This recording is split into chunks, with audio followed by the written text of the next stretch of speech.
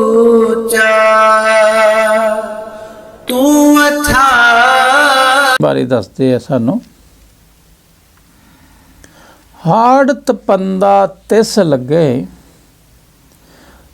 हर ना जिन्ना पास जग जीवन पुरख त्याग के मानस संधि आस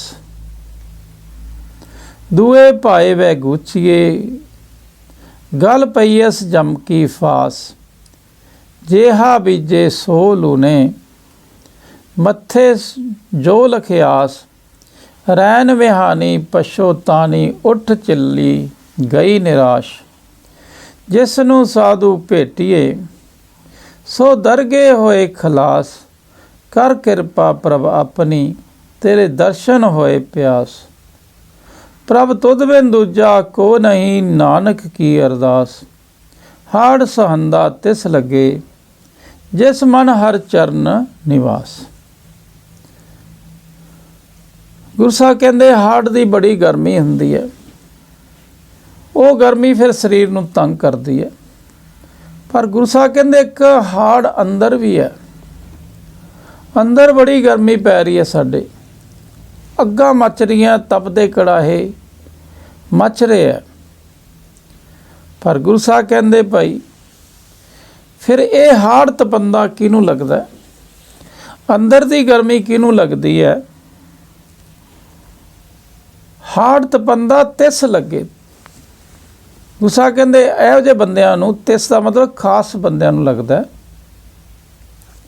हर नाम ना जिन्ना पास, जिन्हां नूं परमात्मा का नाम याद नहीं आउंदा उहनूं हाड़ दी तपदी गर्मी लगूगी, अंदर दी लोभ दी मोह दी हंकार दी। पर जिन्हां कोले परमात्मा हैगा उहनां नूं हाड़ तपंदा नहीं लगदा। पर कहते किन्हां नूं यह तपदा लगता है, जिहड़े जगजीवन पुरख त्याग के मानस संदड़ी आस, जिहड़ा एक ओंकार परमात्मा अकाल पुरख नूं छड्ड के किसी आदमियां दी ते आस रखदा है, उहनूं तां हाड़ तपंदा लगूगा। जिहड़ा एक ओंकार नाल जुड़दा उहनूं हाड़ तपंदा नहीं लगदा। फिर पंजवें पातशाह जी ने ये शब्द नूं कमा के दिखाया सानूं। हाड़ दे महीने दे विच तत्ती तवी भी है, उपर तत्ता रेता भी पै रहा है, नीचे तवी है उपर रेता पै रहा, वो भी उबलदा है। वो कहंदे भाई सानू नहीं लगदा, ये तां तत्ता तवी किनू लगूगी, जिहड़े परमात्मा नूं विछड़नगे भुल्लणगे, परमात्मा की आस छड्ड के किसी आदमी की आस करनगे।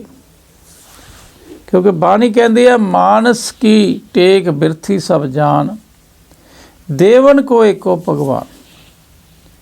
तो गुरु साहब कहते भाई हुण तुसी तुहानूं हाड़ तपदा लगी जांदा, तुसी दुखी हो रहे हो। क्यों दुखी है? तुसी उस परमात्मा की आस छड्ड के आदमियों का आसरा लैन लग गए, उन्होंने भुल्लण लग गए, तां तुहानूं ये अंदर की गर्मी लगती है। हाड़ साड़ रहा तुहानूं, काम क्रोध लोभ मोह साड़ रहा तुहानूं। दूए पाए बगूचे गल पईस जम की फास। गुरु साहब कहते एकम नूं छड्ड के हुण तुसीं दूसरे नाल जुड़ गए आ, ते दूसरे नाल जुड़िया तो गुरु साहब कहते जमा की फाई होर वधदी जानी है, होर पैंदी जानी है। अज असी दूजे पाए च लगे हैं, एकम नूं भुल्ले बैठे हैं, तो तां ही सानू लोभ मोह हंकार तंग करी जा रहे हैं। पर जेहा बीजे सो लूने मत्थे जो लखियास। गुरु साहब कहते जे जा तुसी मन की धरती दे विच सोचते रहने हो, विचारते रहने हो, एक खेती उगरती रहती है, बीज बनता जाता है।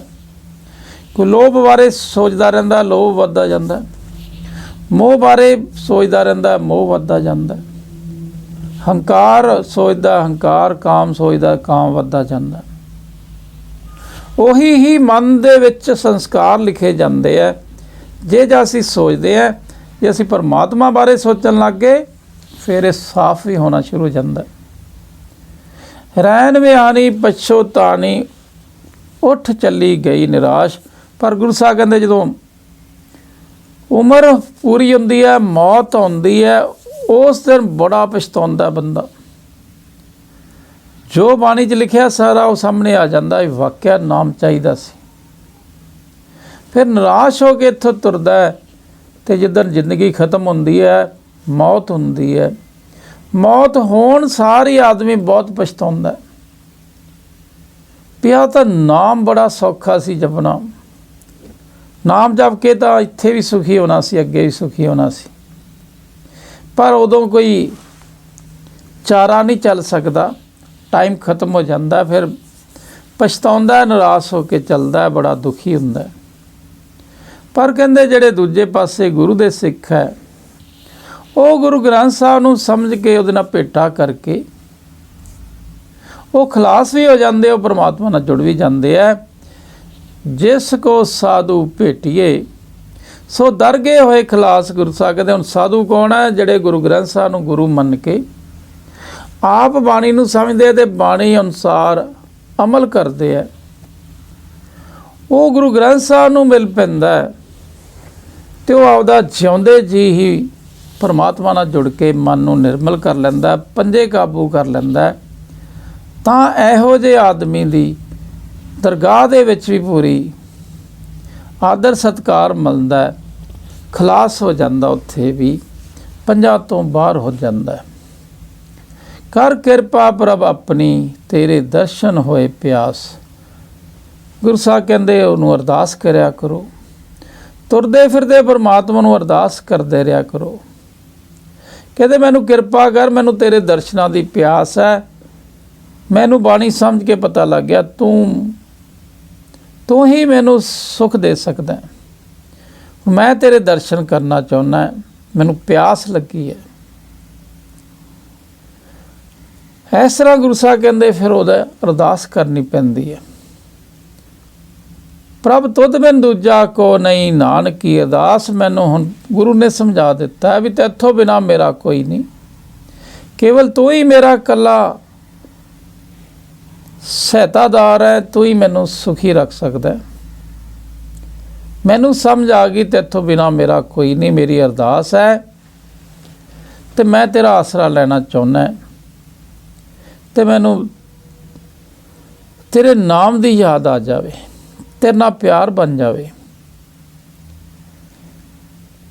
ਪ੍ਰਭ ਤੁਧ ਬਿਨ ਦੂਜਾ ਕੋ ਨਹੀਂ, ਨਾਨਕ ਕੀ ਅਰਦਾਸ ਹਾੜ ਸਹੰਦਾ ਤਿਸ ਲੱਗੇ, ਜਿਸ ਮਨ ਹਰ ਚਰਨ ਨਿਵਾਸ। ਬਸ ਮੈਨੂੰ ਵੀ ਹਾੜ ਸੋਹਣਾ ਲੱਗਣ ਲੱਗ ਜਾਊਗਾ, ਮੇਰਾ ਵੀ ਤਪਦਾ ਕੜਾਹਾ ਬੁੱਝ ਜਾਊਗਾ।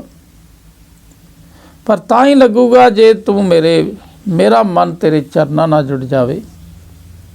ਮੇਰੇ ਦੁੱਖ ਕਲੇਸ਼ ਵੀ ਸਾਰੇ ਖਤਮ ਹੋ ਸਕਦੇ ਜੇ ਮੈਂ ਤੇਰੇ ਚਰਨਾਂ ਨਾਲ ਜੁੜ ਗਿਆ। ਹਾੜ ਸਹੰਦਾ ਤਿਸ ਲੱਗੇ, ਜਿਸ ਮਨ ਹਰ ਚਰਨ ਨਿਵਾਸ। ਹੁਣ ਪਰਮਾਤਮਾ ਦੇ ਚਰਨਾਂ ਦੇ ਨਿਵਾਸ ਸਾਡੇ ਮਨ 'ਚ ਹੋਣਾ, ਫਿਰ ਇਹ ਹਾੜ ਵੀ ਹੈ ਜਾਂ ਸੁੰਦਾ ਜਾਂਦਾ, ਇਹ ਪੰਜੇ ਵਿਕਾਰ ਸ਼ਾਂਤ ਹੋ ਜਾਂਦੇ ਆ। ਇਹੀ ਤਪਦਾ ਹਾੜ ਦਾ ਮਹੀਨਾ ਹੈ। ਕਾਮ ਕ੍ਰੋਧ ਲੋਭ ਮੋਹ, ਇਹ ਪੰਜੇ ਤਪ ਰਹੇ ਹੈ, ਇਹ ਸ਼ਾਂਤ ਹੋ ਜਾਂਦੇ ਆ। ਪਰ ਸ਼ਾਂਤ ਤਾਂ ਹੁੰਦੇ ਜੇ ਪਰਮਾਤਮਾ ਦਾ ਨਾਮ ਸਾਡੇ ਮਨ ਦੇ ਅੰਦਰ ਵਸੇ ਤਾਂ ਹੋ ਸਕਦਾ, ਐਵੇਂ ਨਹੀਂ ਹੋ ਸਕਦਾ ਗਾ। ਇਸ ਕਰਕੇ ਗੁਰੂ ਸਾਹਿਬ ਨੇ ਹਾੜ ਤਪੰਦਾ ਕਹਿੰਦੇ ਕਿਹਨੂੰ ਲੱਗਦਾ? ਜਿਹੜੇ ਪਰਮਾਤਮਾ ਨੂੰ ਨਾ ਨਹੀਂ ਹੁੰਦਾ, ਜਿਨ੍ਹਾਂ ਕੋਲੇ ਨਾਮ ਹੁੰਦਾ ਹੈ, ਉਹ ਲੋਭ ਮੋਹ ਹੰਕਾਰ ਇਹਦੀਆਂ ਤਵੀਆਂ ਦੇ ਉੱਤੇ ਬੈਠ ਕੇ ਉਹਨਾਂ ਨੂੰ ਇਹ ਕੁਛ ਨਹੀਂ ਕਰ ਸਕਦੇ, ਕਾਬੂ ਰਹਿੰਦੇ ਹੈਗੇ ਹੈ। ਆਓ ਅਸੀਂ ਆਪਦੇ ਅੰਦਰ ਦਾ ਜਿਹੜਾ ਹਾੜ ਹੈਗਾ, ਤਪਦੇ ਕੜਾਏ ਹੈਗੇ ਆ, ਉਹ ਬੁੱਝ ਜਾਂਦੇ ਆ। ਕਿਵੇਂ ਬੁੱਝਦੇ ਆ? ਤਪਤ ਕੜਾਹਾ ਬੁੱਝ ਗਿਆ, ਗੁਰ ਸੀਤਲ ਨਾਮ ਦਿਓ। ਗੁਰੂ ਗ੍ਰੰਥ ਸਾਹਿਬ ਨੂੰ ਮਿਲ ਕੇ ਅਸੀਂ ਸੀਤਲ ਨਾਮ ਲੈਣਾ, ਫਿਰ ਹਾੜ ਦੀ ਗਰਮੀ ਸਾਡੇ ਉੱਪਰ ਅਸਰ ਨਹੀਂ ਕਰੂਗੀ। ਪਰ ਹਾੜ ਦੀ ਗਰਮੀ ਕਿਹੜੀ ਹੈ? ਉਹ ਤਾਂ ਬਾਹਰਲੀ ਗਰਮੀ ਸਰੀਰ ਨੂੰ ਤੰਗ ਕਰਦੀ ਹੈ, ਪਰ ਪੰਜੇ ਵਿਕਾਰਾਂ ਦੀ ਗਰਮੀ ਹੈ ਜਿਹੜੀ ਉਹ ਮਨ ਨੂੰ ਤੰਗ ਕਰਦੀ ਹੈ। ਇਸ ਵਾਸਤੇ ਮਨ ਦੇ ਅੰਦਰ ਪਰਮਾਤਮਾ ਦਾ ਨਾਮ ਐਂਟਰ ਕਰਨਾ ਚਾਹੀਦਾ ਹੈ। ਨਾਮ ਨਾਲ ਜੁੜ ਕੇ ਅਸੀਂ ਇਹਨਾਂ ਤੋਂ ਬਚ ਸਕਦੇ ਹਾਂ, ਹੋਰ ਕੋਈ ਤਰੀਕਾ ਨਹੀਂ ਹੈ। ਆਓ ਅਸੀਂ ਇਹ ਜਿਹਾ ਹਾੜ ਮਨਾਉਣਾ ਸ਼ੁਰੂ ਕਰੀਏ। ਹਾੜ ਸਾਨੂੰ ਵੀ ਸੋਹਣਾ ਲੱਗਣ ਲੱਗ ਜਾਵੇ। ਸਾਡੇ ਮਨ ਦੇ ਵਿੱਚ ਹਰੀ ਪਰਮਾਤਮਾ ਦੇ ਚਰਨਾਂ ਦਾ ਨਿਵਾਸ ਹੋ ਜਾਵੇ, ਉਹਦੀ ਹਰ ਵੇਲੇ ਸਾਨੂੰ ਯਾਦ ਆਉਣ ਲੱਗ ਜਾਵੇ। ਇਹ ਸਾਡਾ ਹਾੜ ਦਾ ਮਹੀਨਾ ਹੈ। ਫਿਰ ਅੱਗੇ ਗੁਰੂ ਸਾਹਿਬ ਸਾਵਣ ਦੇ ਮਹੀਨੇ ਰਾਹੀਂ ਸਾਨੂੰ ਸਮਝਾਉਣਾ ਹੈ ਪਰਮਾਤਮਾ ਨਾਲ ਕਿਵੇਂ ਮਿਲਣਾ। ਸਾਉਣ ਦੇ ਮਹੀਨੇ ਰਾਹੀਂ ਦੱਸਣਾ ਬਈ ਪਰਮਾਤਮਾ ਦਾ ਨਾਮ ਮਨ 'ਚ ਵਸਾ ਕੇ ਕਿਵੇਂ ਸੁਖੀ ਹੋਵੋਗੇ। ਸਾਵਨ ਸਰਸੀ ਕਾਮਨੀ ਚਰਨ ਕਮਲ ਸਿਉ ਪਿਆਰ, ਮਨ ਤਨ ਰੱਤਾ ਰੰਗ ਸੱਚ ਰੰਗ, ਮਨ ਤਨ ਰੱਤਾ ਸੱਚ ਰੰਗ, ਇੱਕੋ ਨਾਮ ਆਧਾਰ, ਵਿਖਿਆ ਰੰਗ ਕੁੜਾਵਿਆ,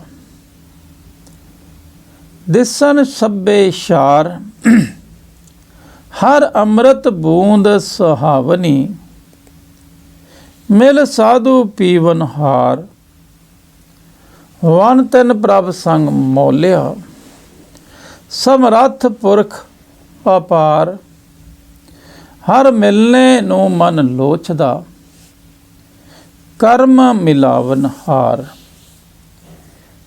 ਜਿਨੀ ਸਖੀਏ ਪ੍ਰਭ ਪਾਇਆ, ਹੋਂ ਤਿਨ ਕੇ ਸਦ ਬਲਹਾਰ, ਨਾਨਕ ਹਰ ਜੀ ਮਇਆ ਕਰ, ਸ਼ਬਦ ਸਵਾਰਨ ਹਾਰ, ਸਾਵਣ ਤਿਨਾ ਸੁਹਾਗਨੀ, ਜਿਨ ਰਾਮ ਨਾਮ ਉਰ ਹਾਰ। ਗੁਰੂ ਸਾਹਿਬ ਕਹਿੰਦੇ ਸਾਵਣ ਮਹੀਨੇ ਦੇ ਵਿੱਚ ਵੀ ਅਸੀਂ ਕੀ ਕਰਨਾ ਹੈ। ਸਾਵਣ ਮਹੀਨੇ ਦੀ ਸੰਗਰਾਂਦ ਸਾਡੀ ਕਿਹੋ ਜਿਹੀ ਹੋਣੀ ਚਾਹੀਦੀ ਹੈ। ਸਾਵਣ ਸਰਸੀ ਕਾਮਨੀ, ਚਰਨ ਕਮਲ ਸਿਉ ਪਿਆਰ, ਮਨ ਤਨ ਰੱਤਾ ਸੱਚ ਰੰਗ, ਇੱਕੋ ਨਾਮ ਆਧਾਰ। ਗੁਰੂ ਸਾਹਿਬ ਕਹਿੰਦੇ ਜਿਵੇਂ ਸਾਵਣ ਦਾ ਮਹੀਨਾ ਹੁੰਦਾ, ਵਰਖਾ ਸ਼ੁਰੂ ਹੁੰਦੀ ਹੈ, ਦਰਖਤ ਜਿਹੜੇ ਜੇਠ ਹਾੜ ਦੇ ਮਹੀਨੇ 'ਚ ਗਰਮੀ ਨਾਲ ਐ ਸੁੱਕੇ ਪਏ ਹੁੰਦੇ ਆ, ਉਹ ਦੁਬਾਰਾ ਵਧੀਆ ਐ ਸਰਸ ਜਾਂਦੇ ਆ, ਹਰੇ ਭਰੇ ਹੋ ਜਾਂਦੇ ਆ, ਚਾਰ ਚੁਫੇਰੇ ਹਰਿਆਵਲ ਵਧੀਆ ਲੱਗਣ ਲੱਗ ਜਾਂਦੀ ਹੈ, ਮੌਸਮ ਸੁਹਾਵਣਾ ਹੋ ਜਾਂਦਾ ਹੈ। ਪਰ ਗੁਰੂ ਸਾਹਿਬ ਕਹਿੰਦੇ ਤਾਂ ਬਾਹਰ ਦੀ ਵਰਖਾ ਹੈ ਭਾਈ। ਇਸ ਵਰਖਾ ਦੇ ਨਾਲ ਕਿੰਨਾ ਵਧੀਆ ਮੌਸਮ ਬਣ ਗਿਆ। ਪਰ ਗੁਰੂ ਸਾਹਿਬ ਕਹਿੰਦੇ ਇੱਕ ਵਰਖਾ ਅੰਦਰ ਦੀ ਵੀ ਹੈ, ਮਨ ਦੇ ਅੰਦਰ ਪੈਣੀ ਹੈ। ਕਹਿੰਦੇ ਜੇ ਸਾਡਾ ਉਹ ਸਾਵਣ ਆ ਜਾਏ, ਵਰਖਾ ਪੈ ਜਾਏ ਨਾਮ ਦੀ, ਸਾਵਣ ਸਰਸੀ ਕਾਮਨੀ, ਇਸ ਤਰ੍ਹਾਂ ਗੁਰੂ ਸਾਹਿਬ ਕਹਿੰਦੇ ਫਿਰ ਚਰਨ ਕਮਲ ਸੇ ਪਿਆਰ। ਕਹਿੰਦੇ ਸਾਵਣ ਦੇ ਵਿੱਚ ਬਨਸਪਤੀ ਹਰਿਆਵਲੀ ਹੋ ਗਈ, ਪਰ ਕਾਮਨੀ ਦਾ ਜਦੋਂ ਜੀਵ ਇਸਤਰੀ ਦੇ ਮਨ ਦੇ ਵਿੱਚ ਪਰਮਾਤਮਾ ਦੇ ਪਿਆਰ ਦੀ ਵਰਖਾ ਪਈ, ਉਹ ਵੀ ਇਹ ਬੜੀ ਸੋਹਣੀ ਬਣ ਜਾਂਦੀ ਹੈ, ਉਹਦਾ ਜੀਵਨ ਸੁਖੀ ਹੋ ਜਾਂਦਾ ਹੈ, ਦੁੱਖ ਖਤਮ ਹੋ ਜਾਂਦੇ, ਸੁੱਖ ਆ ਜਾਂਦੇ ਹੈ। ਹੁਣ ਬਾਣੀ ਪੜ੍ਹ ਕੇ ਸਾਡੇ ਮਨ ਦੇ ਵਿੱਚ ਇੱਕ ਹਰਿਆਵਲ ਆਉਣੀ ਹੈ, ਅੰਮ੍ਰਿਤ ਨਾਮ ਦੀ ਵਰਖਾ ਆਉਣੀ ਹੈ, ਜਿਹਦੇ ਨਾਲ ਮਨ ਨੇ ਰੱਜਣਾ, ਸੱਚੇ ਪਰਮਾਤਮਾ ਦੇ ਚਰਨਾਂ ਨਾਲ ਪਿਆਰ ਬਣਨਾ ਸਾਡਾ। ਜਿਵੇਂ ਜਿਵੇਂ ਪਿਆਰ ਬਣਦਾ ਜਾਂਦਾ, ਇਹ ਵਰਖਾ ਹੁੰਦੀ ਜਾਂਦੀ ਹੈ ਤੇ ਅੰਦਰੋਂ ਮਨ ਸੋਹਣਾ ਹੁੰਦਾ ਜਾਂਦਾ। ਪਰ ਜਦੋਂ ਇਹ ਵਰਖਾ ਹੁੰਦੀ ਹੈ ਨਾਮ ਦੀ, ਉਦੋਂ ਕੀ ਹੁੰਦਾ, ਤਾਂ ਮਨ ਤਨ ਰੱਤਾ ਸੱਚ ਰੰਗ, ਇੱਕੋ ਨਾਮ ਦਾ। ਪਰ ਵਰਖਾ ਕਦੋਂ ਹੋਊਗੀ? ਜਦੋਂ ਅਸੀਂ ਦੂਸਰੇ ਸਾਰੇ ਆਸਰੇ ਛੱਡ ਕੇ ਕੇਵਲ ਤੇ ਕੇਵਲ ਏਕ ਓਂਕਾਰ ਦੇ ਨਾਮ ਨੂੰ ਆਪਦਾ ਆਸਰਾ ਬਣਾਈਏ, ਉਹਨੂੰ ਆਧਾਰ ਬਣਾਈਏ, ਤੇ ਮਨ ਤਨ ਸਾਡਾ ਪਰਮਾਤਮਾ ਦੀ ਯਾਦ 'ਚ ਰੰਗਿਆ ਰਵੇ, ਉਹਦੀ ਹੀ ਯਾਦ ਆਈ ਜਾਵੇ ਸਾਨੂੰ, ਫਿਰ ਅਸੀਂ ਇਸ ਵਰਖਾ ਦੇ ਹੱਕਦਾਰ ਹੈ। ਫਿਰ ਸਾਡੇ ਮਨ ਦੀ ਹਰਿਆਵਲ ਹੋਊਗੀ, ਮਨ ਦੇ ਪੰਜੇ ਕਾਬੂ ਆਉਣਗੇ। ਵਿਖਿਆ ਰੰਗ ਕੁੜਾਵਿਆ ਦਿਸਣ ਛੱਬੇ ਇਸ਼ਾਰ। ਪਰ ਗੁਰੂ ਸਾਹਿਬ ਕਹਿੰਦੇ ਜੇ ਏਕ ਓਂਕਾਰ ਦੇ ਯਾਦ ਦਾ ਰੰਗ ਨਹੀਂ, ਉਹਦਾ ਨਾਮ ਦਾ ਰੰਗ ਨਹੀਂ ਚੜਿਆ ਤੁਹਾਨੂੰ ਅੰਦਰੋਂ, ਤਾਂ ਗੁਰੂ ਸਾਹਿਬ ਕਹਿੰਦੇ ਫਿਰ ਇਹ ਸਾਰੇ ਮਾਇਆ ਦੇ ਕੌਤਕ ਸਾਰੇ ਸਵਾਹ ਦਿਸਦੇ। ਇਹ ਹੈ ਸਵਾਹ ਹੈ, ਪਰ ਪਤਾ ਉਦੋਂ ਲੱਗਦਾ ਜਦੋਂ ਪਰਮਾਤਮਾ ਦਾ ਨਾਮ ਦਾ ਰੰਗ ਚੜ੍ਹਦਾ ਹੈ। ਉਦੋਂ ਫਿਰ ਇਹ ਮਾਇਆ ਦੇ ਰੰਗ ਹੈ ਕੂੜਾ ਲੱਗਦੇ, ਸਵਾਹ ਲੱਗਦੇ, ਨਿਕੰਮੇ ਲੱਗਦੇ, ਫਿਰ ਇਹ ਚੰਗੇ ਨਹੀਂ ਲੱਗਣਗੇ। ਨਹੀਂ ਤਾਂ ਇਹੀ ਚੰਗੇ ਲੱਗਦੇ ਜਾਂਦੇ ਆ, ਲੋਭ ਮੋਹ ਹੰਕਾਰ ਪੰਜੇ ਚੰਗੇ ਲੱਗਦੇ। ਜਦੋਂ ਉਹਦੇ ਪਰਮਾਤਮਾ ਦੇ ਨਾਮ ਦਾ ਰੰਗ ਚੜ੍ਹ ਗਿਆ, ਉਹਦੇ ਨਾਮ ਦੀ ਵਰਖਾ ਪੈ ਜਾਂਦੀ ਹੈ, ਇਹ ਵਿਖਿਆ ਦੇ ਰੰਗ ਕੂੜੇ ਲੱਗਦੇ ਆ। ਬੰਦਾ ਪਾਗਲ ਨਹੀਂ ਹੁੰਦਾ ਮਾਇਆ ਦੇ ਪਿੱਛੇ, ਕਿਰਤ ਜ਼ਰੂਰ ਕਰਦਾ, ਕਮਾਈ ਜ਼ਰੂਰ ਕਰਦਾ। ਹਰ ਅੰਮ੍ਰਿਤ ਬੂੰਦ ਸੁਹਾਵਨੀ ਮਿਲ ਸਾਧੂ ਪੀਵਨਹਾਰ। ਪਰ ਗੁਰੂ ਸਾਹਿਬ ਕਹਿੰਦੇ ਮਾਇਆ ਤੁਹਾਨੂੰ ਸਵਾਹ ਲੱਗਣ ਲੱਗ ਜਾਵੇ, ਐਵੇਂ ਨਹੀਂ ਲੱਗਦੀ। ਜਦੋਂ ਅਸੀਂ ਸਾਧੂ ਨੂੰ ਮਿਲ ਕੇ, ਗੁਰੂ ਨੂੰ ਮਿਲ ਕੇ ਹਰ ਅੰਮ੍ਰਿਤ ਬੂੰਦ ਪੀਂਦੇ, ਉਹ ਬੜੀ ਸੁਹਾਵਨੀ ਹੈ, ਬੜੀ ਸਾਨੂੰ ਤਾਕਤ ਦਿੰਦੀ ਹੈ, ਮਨ ਨੂੰ ਰਜ਼ਾ ਦਿੰਦੀ ਹੈ। ਮਨ ਫਿਰ ਏਕ ਓਂਕਾਰ ਨੂੰ ਹੀ ਮੰਗਦਾ, ਹੋਰ ਨਹੀਂ ਮੰਗਦਾ ਗਾ। ਤਾਂ ਫਿਰ ਗੁਰੂ ਸਾਹਿਬ ਕਹਿੰਦੇ ਭਾਈ ਉਸ ਅਵਸਥਾ 'ਤੇ ਜਾ ਸਕਦਾ ਜਿੱਥੇ ਤੁਹਾਨੂੰ ਮਾਇਆ ਝੂਠ ਲੱਗੇ, ਮਾਇਆ ਦੀ ਖਿੱਚ ਖਤਮ ਹੋ ਜਾਵੇ। ਪਰ ਹਰ ਅੰਮ੍ਰਿਤ ਬੂੰਦ ਸੁਹਾਵਨੀ ਪੀਣੀ ਪੈਂਦੀ ਹੈ। ਉਹਨੂੰ ਸਾਧੂ ਨੂੰ ਮਿਲ ਕੇ ਪੀ ਸਕਦੇ, ਐਵੇਂ ਨਹੀਂ। ਗੁਰੂ ਗ੍ਰੰਥ ਸਾਹਿਬ ਨਾਲ ਮਿਲਾਪ ਹੋ ਕੇ, ਗੁਰੂ ਨਾਲ ਮਿਲਾਪ ਹੋ ਕੇ ਫਿਰ ਇਹ ਅੰਮ੍ਰਿਤ ਨਾਮ ਪੀਤਾ ਜਾਂਦਾ। ਫਿਰ ਮਾਇਆ ਦੇ ਸਾਰੇ ਖਿੱਚ ਹੈ ਜਿਹੜੀ ਇਹ ਕਾਬੂ ਆ ਜਾਂਦੀ ਹੈ, ਚੰਗੇ ਨਹੀਂ ਲੱਗਦੇ। ਫਿਰ ਵਨ ਤਿੰਨ ਪ੍ਰਭ ਸੰਗ ਮੌਲਿਆ ਸਮਰੱਥ ਪੁਰਖ ਅਪਾਰ। ਹਰ ਮਿਲਨੇ ਨੋ ਮਨ ਲੋਚਦਾ ਕਰਮ ਮਿਲਾਵਨਹਾਰ। ਵਨ ਤਿੰਨ ਪ੍ਰਭ ਸੰਗ ਮੌਲਿਆ ਸਮਰੱਥ ਪੁਰਖ ਅਪਾਰ। ਗੁਰਬਾਣੀ ਨੂੰ ਸਮਝ ਕੇ ਪਤਾ ਲੱਗਦਾ ਵੀ ਪਰਮਾਤਮਾ ਸਭ ਥਾਂ ਵਸ ਰਿਹਾ, ਹਰੇਕ ਜੀਵ ਦੇ ਵਿੱਚ ਹੈ, ਹਰੇਕ ਪਸ਼ੂ ਪੰਛੀ ਦੇ ਵਿੱਚ ਹੈ, ਕੀੜੇ ਮਕੌੜੇ ਦੇ ਵਿੱਚ ਹੈ, ਦਰਖਤਾਂ ਦੇ ਵਿੱਚ ਹੈ, ਪਹਾੜ ਦੇ ਵਿੱਚ ਹੈ, ਹਵਾ 'ਚ ਹੈ, ਪਾਣੀ 'ਚ ਹੈ, ਸਭ ਥਾਂ ਹੈ। ਗੁਰੂ ਸਾਹਿਬ ਕਹਿੰਦੇ ਜਿਹੜਾ ਪਰਮਾਤਮਾ ਸਾਰੇ ਜਗਤ ਵਿੱਚ ਵਸਿਆ, ਹਰੇਕ ਬਨਸਪਤੀ ਦੇ ਵਿੱਚ ਮੌਲਿਆ ਹੋਇਆ, ਪੱਤੇ ਪੱਤੇ ਦੇ ਵਿੱਚ ਹੈ। ਜੋ ਪ੍ਰਭੂ ਸਾਹਿਬ ਕੋਈ ਕਰਨ ਜੋਗਾ ਹੈ ਤੇ ਵਿਆਪਕ ਹੈ ਤੇ ਬੇਅੰਤ ਹੈ, ਉਹਨੂੰ ਮਿਲਣ ਦੀ ਅੰਦਰੋਂ ਇੱਕ ਖਿੱਚ ਪੈਦਾ ਹੁੰਦੀ ਹੈ, ਮੰਗ ਪੈਦਾ ਹੁੰਦੀ ਹੈ। ਬਾਣੀ ਜਿਵੇਂ ਜਿਵੇਂ ਸਮਝ ਆਉਂਦੀ ਜਾਂਦੀ ਹੈ। ਹਰ ਮਿਲਨੇ ਨੂੰ ਮਨ ਲੋਚਦਾ ਕਰਮ ਮਿਲਾਵਨਾਰ। ਫਿਰ ਜਿਵੇਂ ਜਿਵੇਂ ਬਾਣੀ ਸਮਝ ਆਉਂਦੀ ਜਾਂਦੀ ਹੈ, ਅੰਦਰੋਂ ਪਰਮਾਤਮਾ ਨੂੰ ਭੁੱਖ ਲੱਗਦੀ ਜਾਂਦੀ ਹੈ, ਮਨ ਨੂੰ ਪਰਮਾਤਮਾ ਦੇ ਨਾਮ ਦੀ ਭੁੱਖ ਲੱਗਦੀ ਜਾਂਦੀ ਹੈ। ਫਿਰ ਮਨ ਆਦਾ ਮੈਨੂੰ ਨਾਮ ਚਾਹੀਦਾ। ਫਿਰ ਇਹ ਪਰਮਾਤਮਾ ਨੂੰ ਮਿਲਣ ਦੀ ਲੋਚਾ ਪੈਦਾ ਹੋ ਜਾਂਦੀ ਹੈ, ਇੱਛਾ ਪੈਦਾ ਹੋ ਜਾਂਦੀ ਹੈ। ਪਹਿਲਾਂ ਇੱਛਾ ਪੈਦਾ ਹੋਊਗਾ, ਫਿਰ ਕਰਮ ਕਰਨਾ ਪੈਂਦਾ ਹੈ, ਗੁਰੂ ਮੁਤਾਬਕ ਚੱਲਣ ਦਾ ਕਰਮ।